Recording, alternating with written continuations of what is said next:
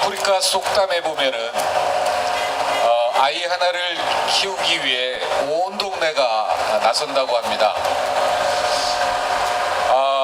양천에서 초중고 나와서 양천에서 자란 양천 아이였던 저를 바로 여러분들이 국회의원 2번으로 선택하여 주셨고 또 장관까지 만들어 주셨습니다.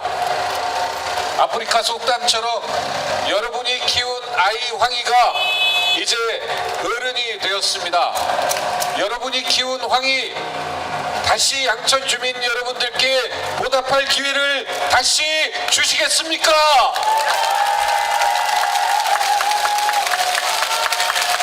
네, 저는 뭐 이 깨비시장만 봐도 고등학교 때 집 도서관밖에 안 다녔다 보니까 요 앞에 강서도서관에서 늘 살다시피 하면서 그때 깨비시장을 왔다 갔다 했는데요.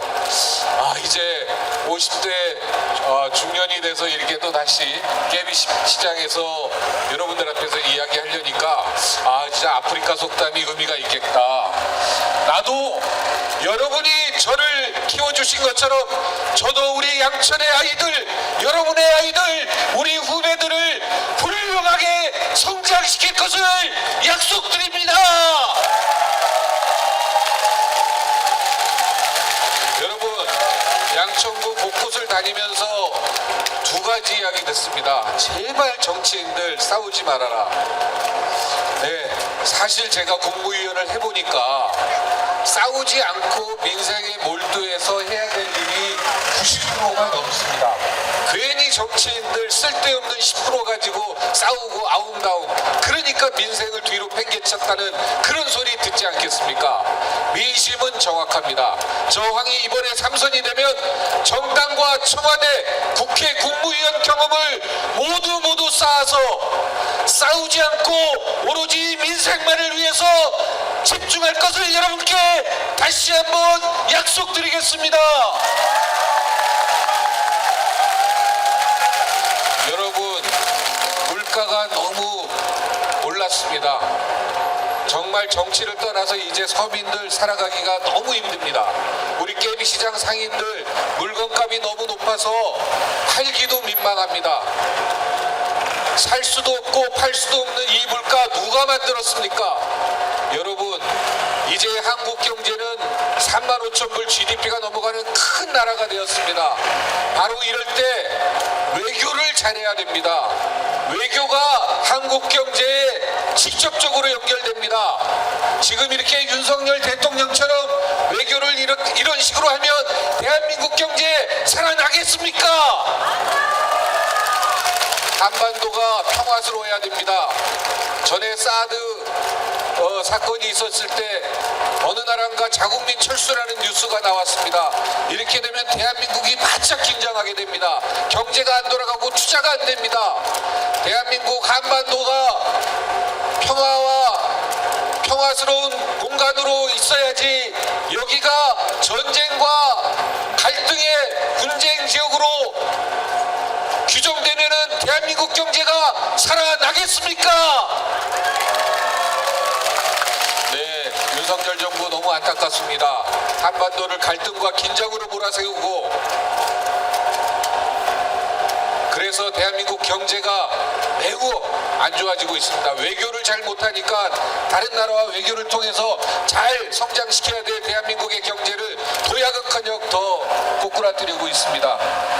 여러분, 4월 10일 우리가 깊게 고민해야 됩니다. 여러분, 4월 10일 저는 이렇게 생각합니다. 모든 나라는 의회를 중심으로 민주주의가 발전합니다. 당연한 논리입니다. 의회가 바로 주권자 여러분들을 대리해서 구성된 국회 공간이기 때문입니다. 여러분, 그래서 4월 10일 총선은 과연 대한민국의 민주주의를 누가 성장시키고 대한민국의 민주주의를 어느 후보가 발전시키는지 바로 선택하는 날입니다.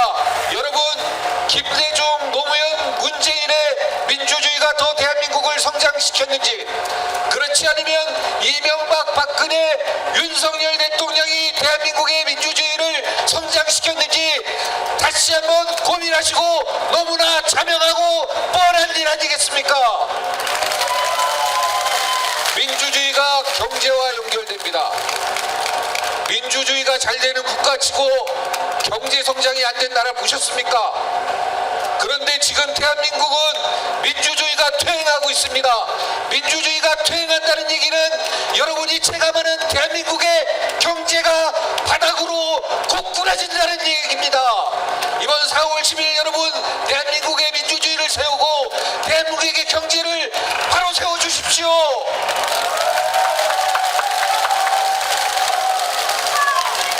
여러분 4월 10일은 두 번째는 대한민국 국민 여러분이 내는 혈세 1년 예산 650조 추경까지 하면 거의 700조에 달합니다. 윤석열 정부 5년을 합치면 무려 3,500조나 됩니다. 여러분 3,500조면 5만원거리 지폐를 지구 전체를 뒤덮고도 남는 그런 규모입니다.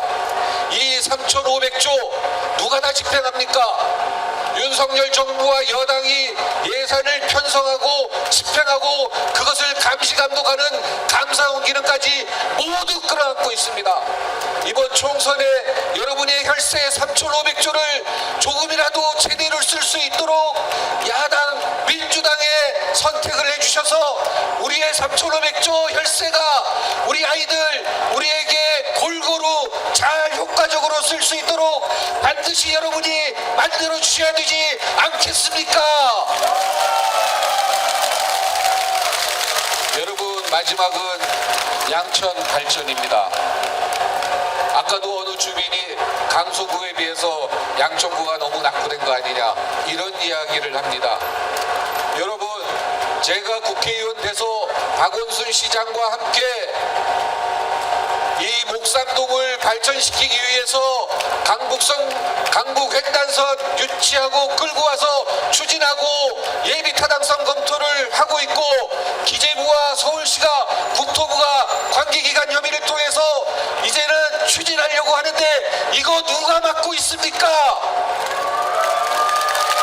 문재인 정부 지나면은 부동산 제대로 하겠다던 윤석열 정부 왜 강북 횡단선 추진하지 않고 목산동과 양천구의 발전을 막고 있습니까? 윤석열 대통령과 오세훈 시장은 제대로 하는 게 아니라 전 정부 하던 거나 제대로 지켜서 퇴행하지 않도록 양천의 발전이 더 이상 후퇴하지 않도록 반드시 만들어 주십시오. 여러분 재건축, 재개발, 리모델링 우리 동네 전체를 휘감고 있습니다. 양천구의 문제만이 아닙니다. 목동 아파트가 재건축이 되면은 그거에 대한 개발 압력이 모두 목삼동으로 옵니다. 목삼동이 자연스럽게 연계돼서 발전한다는 의미입니다. 여러분 26,000세대가 55,000세대가 되는 대한민국의 대규모 공동주택 아파트 단지의 재건축 전국에 51군데가 있습니다. 대한민국이 전혀 경험하지 못한 이 재건축 대한민국의 첫 번째 사례가 바로 양천구입니다. 여러분 양천구의 재건축 재개발 리모델링은 바로 대한민국의 주거문화 대한민국의 도시를 발전시키는 토대가 되고 밑거름이 되고 또 그 모범사례가 된다는 것을 반드시 알고 계셔야 됩니다. 아파트가 재건축되고 우리 목이삼동이 도시돼서 재개발되고 리모델링도 되고 우리가 청량역까지 30분의 급행으로 갈 수 있는 강북 횡단선이 들어오고 목동선이 들어와서 실제로 도심 내 이동성이 높아져서 경제가 살아나고 도시가 활력이 생기고 차량기지도 우리가 이제 30년 동안 우리 동네에 있었으니까 다른 동네로 좀 이전도 시키고 이렇게 해야 대한민국 그중에 가장 모범이 되는 모범 사례가 되는 양천구가 발전하고 또 여러분과 여러분 아이들이 행복해지지 않겠습니까? 양천의 발전 분명히 얘기합니다.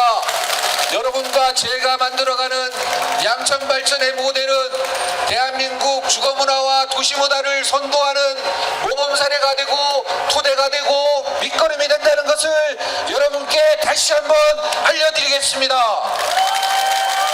이번 4월 10일 대위시장 목삼동 주민이 똘똘 뭉쳐서 대한민국의 민주주의를 바로 세우고 3,500조 되는 5년간 3,500조의 국민 열세를 올바로 국민들 민생에 쓸 수 있고 양천구 대한민국의 모범 사례가 될 양천구의 도시 발전을 반드시 이룰 수 있는 4월 10일 여러분의 손으로 반드시 선택해 주시면 제가 여러분과 전설을 만들어 것처럼 황희의 전설을 넘어 양천구의 신화를 반드시 이룩하겠습니다. 그리고 KB시장 정말 총선이 너무나 중요하기 때문에 이렇게 목소리를 높였습니다. 너무나 시끄럽게 해서 죄송합니다. 여러분 또 양천구 구석구석을 다니면서 여러분과 같이 소통하도록 하겠습니다. 감사합니다.